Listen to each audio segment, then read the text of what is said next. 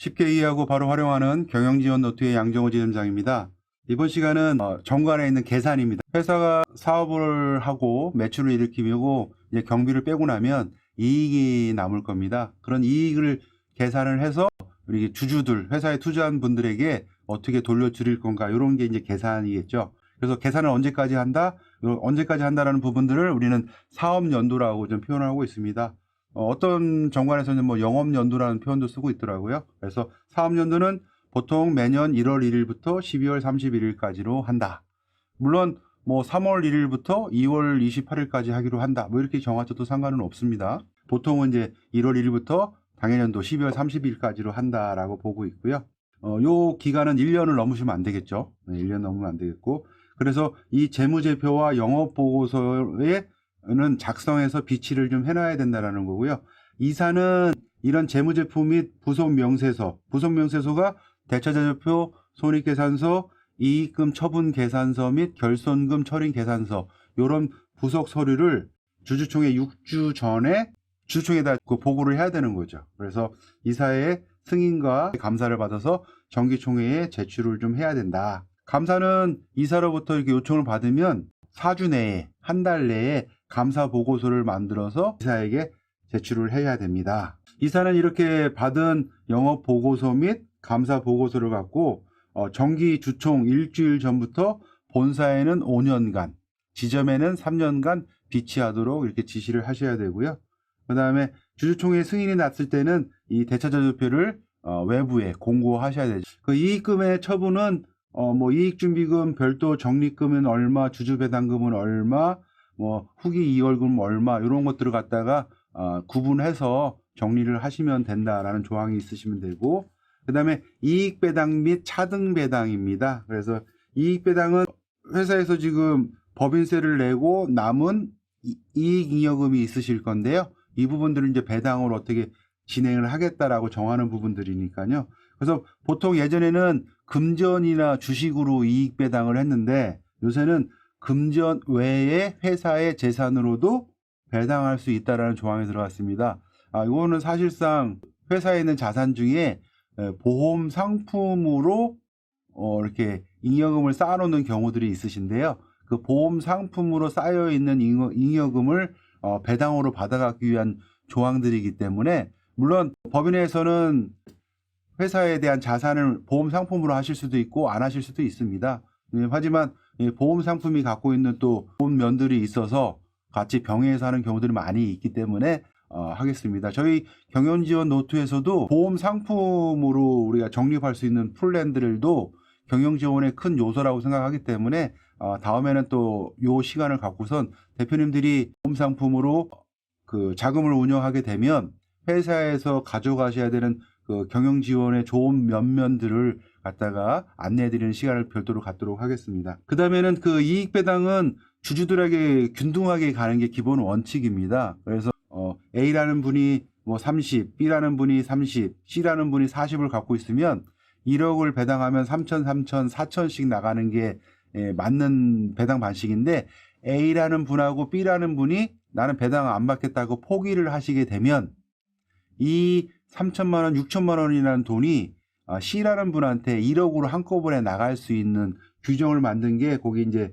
4번 항목에 이익배당을 포기하거나 다른 주주보다 낮은 배당에도 불구하고 주주들 간의 배당률을 달리 정할 수 있다.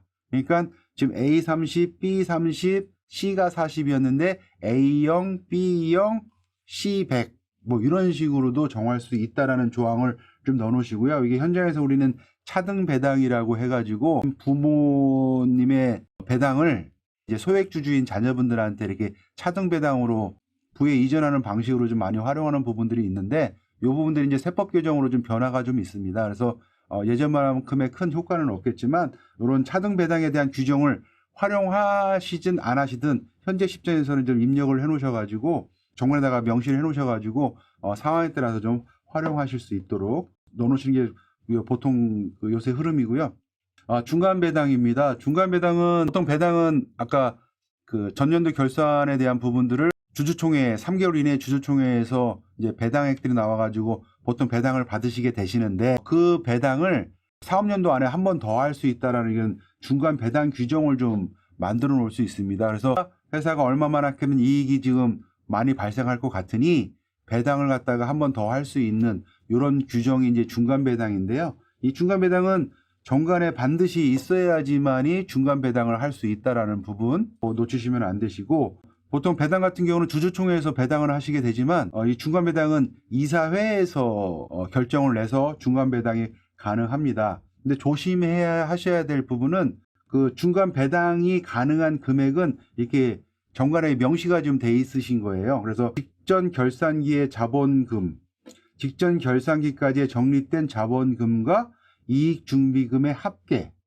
직전 결산기 정기총회에서 이익으로 배당하거나 또는 지급하기로 정한 금액, 중간 배당에 따라 결산기에 적립해야 할 이익준비금, 이런 것들이 정해져 있는데 이것보다 초과돼서 중간 배당이 일어나면 향후에 그런 이익이 발생하지 않으면 이 배당을 받으신 분들이 반환을 하셔야 될 문제가 좀 나옵니다. 그래서 여기 문구상에서 이제 배상할 책임이 있다라는 부분이 있기 때문에 그런 부분들에 대해서는 좀 검증과 검토를 통하셔가지고 이 배당을 좀 받으셔야 된다. 요거 좀 참고하시기 바랍니다. 그다음에 현물 배당이라고 되어 있습니다. 그래서 보통 이제 배당은 현금이나 주식 이런 것도 하고 있는데요. 금전과 주식 외에 고정자산, 재고자산 등의 회사의 재산으로 할 수도 있다. 그 회사의 자산 중에서도 현물 자산으로 할 수도 있다. 또 현물 자산을 갖다가 딱 지칭을 해버리면 보험 상품으로도 가능하다. 이렇게 좀 이해하시면 될 것 같습니다. 이런 배당은 5년 이내에 받으셔야 됩니다. 지금 배당이 나온다고 결정이 났는데 어떤 상황이 있을 수 있겠지만 배당을 못 받으시는 거죠. 못 받는 부분들을 갖다가 법인은 미지급 배당금으로 이제 회계로 자꾸 계속 가는데, 이것이 5년이 넘어가 버리면 미지급 배당금이 회사에 이제 자비익으로 잡히면서 회사에서는 또 법인세를 내셔야 되는 이런 문제가 봉착할 수 있다. 배당금 지급 청구권은 5년이다라는 부분만 좀 아시면 되실 것 같습니다.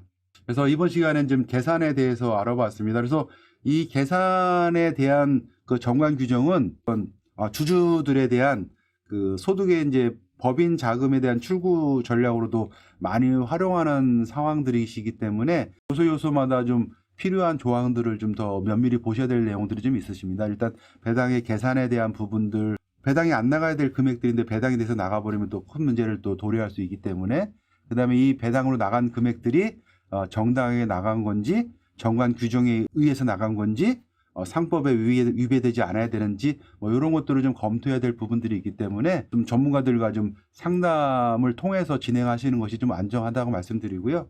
저희 중소기업 경영지원단은 이런 인사노무나 세무회계나 그다음에 법무나 법률적인 부분, 또 기업 금융 등에 대해서 대표님들을 위한 합리적인 의사결정을 위해서 늘 노력하고 있습니다. 그래서 저희랑 같이 고민하시면 좋은 결정을 하시리라 믿습니다.